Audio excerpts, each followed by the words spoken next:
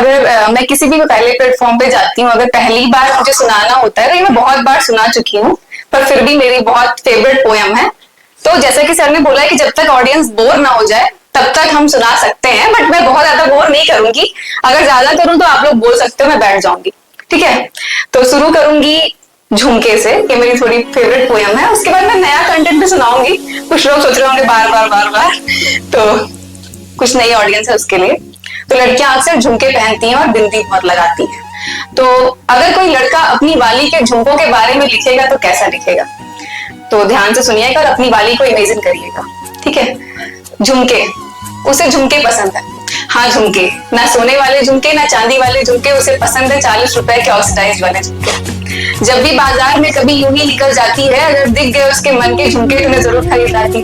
फिर पहन के पूरे घर भर को दिखाती है, पूरे 10 रुपए कम कराए हैं उसने, पूरे 10 रुपए कम कराए हैं उसने, सबको चिल्ला चिल्ला के बताती है। कभी कभी उसकी नादानियां सोचता भी हूँ तो बस यूं ही हंसी आती है, कितनी सादा है वो, छोटी छोटी खुशियों में बस खुश हो जाती है। जब इतनी कपड़ों के साथ झुमके पहन के आती है, कसम से क्या गजब की लगने लग जाती है उसका झुमके पहनना। उसका झुमके पहनना और अचानक से अपनी उंगलियां फेर कर अपने बालों को अपने झुमके वाले कानों के पीछे करना, फिर अपनी नजरें उठाना और धीरे से मुस्कुराना और उसका मेरी तरफ बस बढ़ते चले आना, ये सब कुछ मुझे एक ख्वाब सा लगना, उसका मेरे पास होना मुझे एक सवाब सा लगना, कसम से बयां नहीं कर सकता, कसम से बयां नहीं कर सकता उसका और उसके झुमकों वाला अंदाज। फिर भी उसके झुमकों से जाने क्यों उसे इतना सोच रहा मैं आज। हाय मैं कुर्बान हूँ उसके झुमकों पे, हाय मैं कुर्बान हूँ उसके झुमकों पे, खास कर उन झुमकों को पहनने वाली पे, मेरी मतवाली पे, मेरी दिलवाली पे, हाँ शायद मेरी होने वाली घरवाली पे, हाँ शायद मेरी होने वाली घरवाली पे। लोग ले जाते होंगे अंगूठियां अपनी कहानियों में, लोग ले जाते होंगे अंगूठियां अपनी कहानियों में, पर मैंने तो सोच लिया है, मैंने तो सोच लिया है, मैं जब जाऊंगा तो उसके लिए अंगूठी नहीं झुमके लेके जाऊंगा। घुटने पे बैठ कर नहीं, उसे अपने पास सोफे पर बिठाऊंगा, उसका हाथ पकड़ूंगा, थोड़ी बात करूंगा, उससे अपने दिल के सारे जज्बात कहूंगा। यकीन है कि जवाब हाँ ही है, यकीन है कि जवाब हाँ ही है, क्योंकि वो इंतजार में है। शायद आपको पता नहीं कि वो भी मेरे प्यार में है, शायद आपको पता नहीं कि वो भी मेरे प्यार में है। फिर फेरूंगा मैं अपनी उंगलियां उसके बालों पर, पीछे करूंगा उसकी जुल्फे उसके कानों पर, जो झुमके वो मेरे लिए पहन के आई होगी, निकाल के दूंगा उसके हाथों में और हमारी सगाई होगी, निकाल के दूंगा उसके हाथों में और फिर हमारी सगाई होगी। फिर मैं पहनाऊंगा उसके कानों में अपने वाले झुमके और बस कह दूंगा कि आज से बस मैं तुम्हारे ही सबके, आज से बस मैं तुम्हारे सबके। शुक्रिया। ये पुराना कंटेंट है तो मैं बहुत इंटरेस्टेड नहीं थी इसको सुनाने में। ठीक है, तो शुरू करते हैं। एक शायरी है, लोगों के कमरों तक आती है रोशनी चांद और सूरज की, लोगों के कमरों तक आती है रोशनी चांद और सूरज की, पर मेरे तो छत पर भी धूप ना खिली। लोगों के कमरों तक आती है रोशनी चांद और सूरज की, पर मेरे तो छत पर भी धूप ना खिली। लोगों को दोस्ती में मोहब्बत मिल जाती है, लोगों को दोस्ती में मोहब्बत मिल जाती है, मुझे तो मोहब्बत में भी दोस्ती ना। शुक्रिया।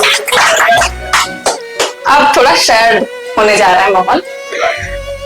आज के रिलेशनशिप सिचुएशनशिप या हस्बैंड वाइफ वाले भी जो रिलेशन चल रहे हैं, बड़ी इनसिक्योरिटी वाला फेज चल रहा है सबकी लाइफ में कि हमें छोड़ के चला जाएगा। तो उसी पे है एक टॉपिक, पहले वादा करो कि तुम मुझे छोड़ कभी ना जाओगे। ठीक है, तो सुनिएगा। हर पल तेरे साथ चलूं मैंने भी ऐसा सोचा है, जिससे मैं हर बात कहूं तुझ में ऐसा कुछ खो जाए। क्या मेरी बात सुनोगे तुम, क्या मेरी बात सुनोगे तुम, मेरे साथ क्या तुम चल पाओगे? पहले वादा करो कि तुम मुझे छोड़ कभी ना जाओगे, पहले वादा करो कि तुम मुझे छोड़ कभी ना जाओगे। मुझे नई जिंदगी की शुरुआत भी ठीक, मुझे नई जिंदगी की शुरुआत भी ठीक, तुम्हारी वजह से कुछ बदलाव भी ठीक। मैं ढलने को तैयार हूँ तुम में, मैं ढलने को तैयार हूँ तुम में, क्या मुझ में तुम ढल पाओगे? पहले वादा करो कि तुम मुझे छोड़ कभी ना जाओगे। अभी अकेली हूँ, अभी अकेली हूँ तुमसे तो बस नाम ही है मुझमें तेरा, जब जुड़ जाऊंगी तुमसे एक दिन तुमसे ही होगा सब कुछ मेरा। एक दूजे में खोकर शायद मेरी आदत भी बन जाओगे, पहले वादा करो कि तुम मुझे छोड़ कभी ना जाओगे। यकीन नहीं इन बातों पर, यकीन नहीं इन वादों पर, ये भी तो टूट ही जाते हैं, फिर कोई साथ नहीं देता, सब अपने रूप से जाते हैं। फिर भी तुम मुझसे वादा करो, फिर भी तुम मुझसे वादा करो कि ये सारे वादे निभाओगे, पहले वादा करो कि तुम मुझे छोड़ कभी ना जाओगे। और लास्ट में सब मान जाते हैं। तो उस पे लिखा था कि चलो चलती हूँ तेरे साथ में, चलो चलती हूँ तेरे साथ मैं, सुनहरी दुनिया की आस में, उम्मीदें हैं क्योंकि तुमसे कि सफर नरम भर जाओगे। पहले वादा करो कि तुम मुझे छोड़ कभी ना जाओगे, पहले वादा करो कि तुम मुझे छोड़ कभी ना जाओगे। ऐसा होता है क्या कि हम किसी से रिक्वेस्ट करें कि वो छोड़ के ना जाए और वो ना जाए? ऐसा होता है? बहुत मुश्किल है। जो मेरा अगला कंटेंट है ये मैं आज पहली बार सुनाने जा रही हूँ और गारंटी के साथ कहती हूँ कि हर कोई यहाँ पे इमोशनल हो जाएगा। थोड़ा सा बड़ा है बट कोऑपरेट करिएगा, मैं बहुत दिल से लिखी हूँ। ये मेरी रियल लाइफ की घटना है, स्टोरी टेलिंग टाइप का है। आप सुनिएगा। ये छोड़ के जाने और रुक जाने के ही कश्मकश पे है। कभी कभी क्या होता है कि हम अपने रिश्तों को सोचते हैं कि ये अगले बार कर लेंगे। हम अपने मम्मी पापा या फिर कोई भी हमारा लव जिससे भी हमारा रिश्ता होता है, जिसको हम चाहते हैं, सोचते हैं कि ये अभी नहीं, एक सही टाइम पे करेंगे। पर क्या होता है कि वो सही टाइम तो आ जाता है, पर एक टाइम ऐसा आता है कि वो इंसान ही चला जाता है। तो उस पे है, बहुत सीरियस है, तो ऑपरेट करिए। कितना मुश्किल होता है ना किसी का हमें छोड़ के चले जाना। मैं किसी के जानबूझकर छोड़कर जाने की बात नहीं कर रही, किसी के ना चाहते हुए भी अचानक इस दुनिया से जाने की बात कर रही हूँ। आज से ठीक 4 साल पहले कोविड एंड फेज में मैं ना इलाहाबाद के एक लॉज में रहती थी। अभी 10 ही दिन हुए थे मुझे शिफ्ट किए कि आंटी ने मेरे रूम में एक पार्टनर भेज दी थी। पतली दुबली, अंदर से घबराई, बाहर से रूड, 2 बड़े बैग्स के साथ एक दीदी सामने खड़ी थी। एज यूजुअली मैंने स्माइल के साथ वेलकम किया और उनको अंदर आने के लिए बोल दिया। साथ ही अपनी रूम पार्टनर बनने की 3 शर्तें भी बता दिया। खाना अलग बनाएंगे, किसी का कॉल आया तो बाहर चले जाएंगे, और जब भी पढ़ने का मन किया बेझिझक लाइट जलाएंगे। वो इतनी स्ट्रेस्ड और घबराई थी कि उन्होंने झट से बोला हम सब मैनेज कर जाएंगे। फिर अचानक से बाहर छत पर गई, किसी से परेशान होकर बात किया, फिर रूम में आई और अपना सारा सामान सेट किया। मैं बीच बीच में दोस्ती करने के लिए बोलने का ट्राई करती, वो छोटा सा जवाब देकर अपने आप काम करने लगती। 2-4 दिन ऐसे चला तो धीरे धीरे बातें करने लगी, मुझको जानी तो और बातें शेयर करने के लायक समझने लगी। फिर उन्होंने बताया कि वो घर से लड़के आई हैं बाहर पढ़ने, किसी से उनकी शादी हो जाए इसलिए सरकारी नौकर बनने। As you know what is the craze of सरकारी नौकर इन इंडिया। किसी से उनकी शादी हो जाए इसलिए सरकारी नौकर बनने। पूछा कि भैया क्या करते हैं, तो बोल दिए अभी पढ़ रहे, बाद में बिजनेस करेंगे। हम दोनों में वो नहीं, हम सरकारी नौकर बनेंगे और फिर एक दिन धूमधाम से शादी करेंगे। धीरे धीरे साथ रहते रहते उनके सारे राज जानने लगी। वो मुझको क्यूट एंड टैलेंटेड और उनको समझदार मानने लगी। 15 साल की उम्र से क्लास 11 की मोहब्बत, और आज लगभग 13 साल हो चुके उनको साथ हुए। पूरे 27 साल बिता चुकी वो अपनी जिंदगी के किसी के हाथों की हाथ में। अभी प्रेशर है 1 साल का कि साल भर में सरकारी नौकरी पाना है और अपने most stricted against love marriage family को बेरोजगार लड़के के लिए मनाना है।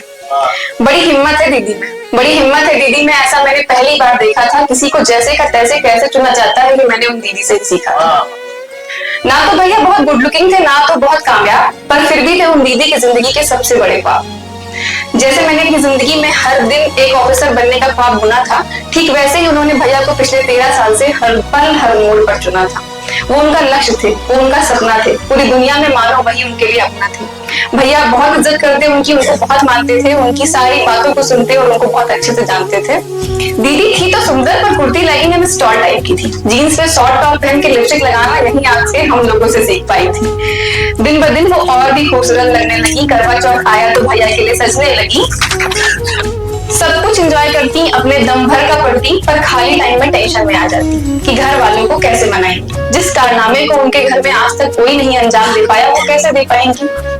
बहुत टेंशन में रहती और इसी टेंशन की बदौलत उन्होंने सीटेट का एग्जाम कट ऑफ से सिर्फ 2 नंबर ऊपर ही सही बट क्वालिफाई कर लिया।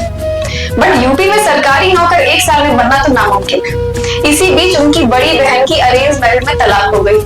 अब उनकी शादी वाली बात करने की टेंशन और बढ़ गई।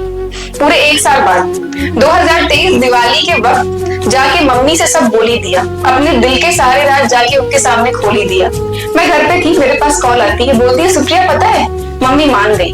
कसम से जैसे कोई IAS बनता होगा तो कितना खुश होता होगा, इतनी खुश है आज वो, ये मैं फोन पर ही जान गई।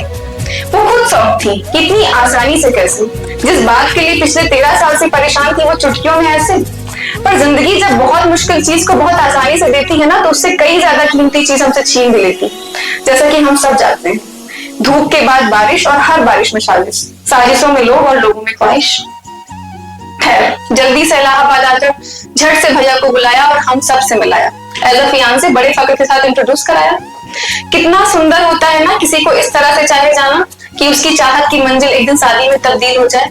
किसी का हाथ पूरी दुनिया के सामने फख्र से थामना कि मानो कि उम्र भर के लिए एक दूसरे के गुनाहों का वकील हो जाए।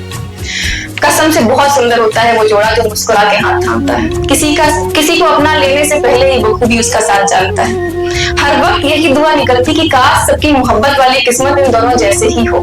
पूरे 3 महीने की तैयारी के बाद फरवरी 2024 में एंगेजमेंट और अगले 2 महीने की तैयारी में अप्रैल 2024 में शादी हुई। सेम दिन मेरे कजिन ब्रदर की शादी थी तो मैं नहीं गई, पर तस्वीरें बहुत खूबसूरत थी, मानो कि दोनों को सच में एक दूसरे की बहुत जरूरत थी। एक्चुअली दीदी के ससुराल में आज के टाइम भी बहु विदा नहीं होती थी, इसलिए विदाई के लिए नवंबर 2024 तय हुआ था। इसलिए दीदी शादी के बाद भी 6 महीने के लिए इलाहाबाद वापस आ गई। दरअसल भैया की ख्वाहिश थी कि इलाहाबाद में रहोगे तो मिल लिया करेंगे और एक दिन बनारस और आगरा का ताजमहल देखने चलेंगे। दोनों 2 दिन के लिए गए भी थे देखने। कभी कभी भैया वैसे भी आ जाते मिलने। एज यू नो, शादी के बाद कहाँ मन लगता है, हर पल हरदम उस शख्स के साथ जीने को दिल कहता है। 15-20 दिन बाद दीदी के कमर में अचानक दर्द रहने लगा। भैया ने जाकर डॉक्टर को दिखाया, कुछ दवाएं और बेल्ट दिया था डॉक्टर ने, ये कहकर कि सब ठीक हो जाएगा। पर किसको पता था कि कब कैसे क्या विपरीत हो जाएगा। 1 महीने बाद 12 जून 2024 को हल्का बुखार और कम से कम 25-26 बार पेट दर्द हुआ। 9:30 होते होते हर कोई उनको लेकर हॉस्पिटल में एडमिट हुआ। वो बेहोश हो गई तो फिंगरप्रिंट की हेल्प से उनकी फैमिली को इन्फॉर्म किया गया। सुबह तक भैया आ गए और दोपहर तक उनके मम्मी पापा। 3 दिन तक बेहोश पड़ी वेंटिलेटर पर, सिर से खून बहे जा रहा था। क्या हुआ कैसे हुआ एक्चुअली डॉक्टर भी समझ नहीं पा रहा था। मैंने भैया को फर्श पर बैठकर तड़पते हुए देखा था, उनकी रूह के हर हिस्से को दीदी के लिए मरते हुए देखा था। बार बार जाते उनके पास बोलते, एक बार होश में आ जाओ फिर और अच्छे हॉस्पिटल ले जाऊंगा, और अभी तो तुमको विदाई का भी तो शौक था, नवंबर के बजाय तुरंत विदाई कराऊंगा। फिर सीरियस हो जाते, बोलते कि नहीं उठी तुम तो मैं कैसे जी पाऊंगा। देखो मैंने शादी का वादा निभाया है ना तुमसे, और बाकी सारे वादे निभाऊंगा।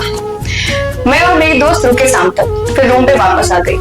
सुबह अपनी दोस्त को बोली चलो कि खाना लेकर, बोलती है दीदी तो अपने घर गई। मैं खुश होकर पूछी क्यों, होश में आ गई थी क्या, वेंटिलेटर हट गया था क्या? तो बोलती है नहीं, दीदी के भाई का कॉल आया था, वो हमेशा के लिए चली गई। 15 जून 2024 बकवास दिन था। जिंदगी में पहली बार मैं अकेले नहीं सो पाई थी। एक जूनियर को बुला के अपने रूम में सुलाई थी। कहती थी कि मुझे उनकी सुहागन बनके मरना है, पर किसको पता था कि ऐसे। कहती थी कि मुझे बस उनसे शादी करनी है, पर क्या सिर्फ 1.5 महीने के लिए। कहती थी मुझे शादी की फोटो वॉलपेपर पर लगानी, पर क्या आखिरी वक्त में ना देख पाने के लिए। सारे नए सामान सहेज कर रखती थी कि विदाई के बाद इनके साथ कहीं जाऊंगी तो यूज करूंगी, पर कौन जाने कि कैसी विदाई और कब के लिए। जिद करके आखिर भैया ने विदाई करा ही डाली। डोली में ना सही, अर्थी में ही सही, उनकी आखिरी ख्वाहिश पूरी कर डाली।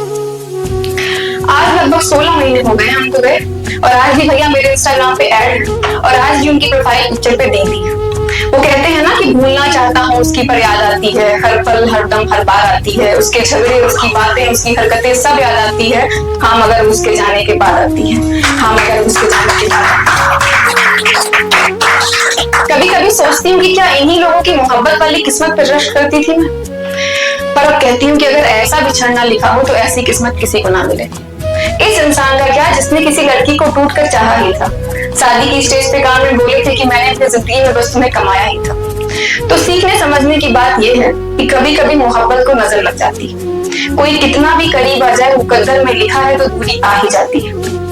खैर, यकीन है कि इस दुनिया में ना सही किसी और दुनिया में सही आज भी वो उड़ता परिंदा है। वो भले ही गई हमारी दुनिया से, पर उनकी मोहब्बत की कहानी आज भी जिंदा है। उनकी मोहब्बत की कहानी आज भी जिंदा है।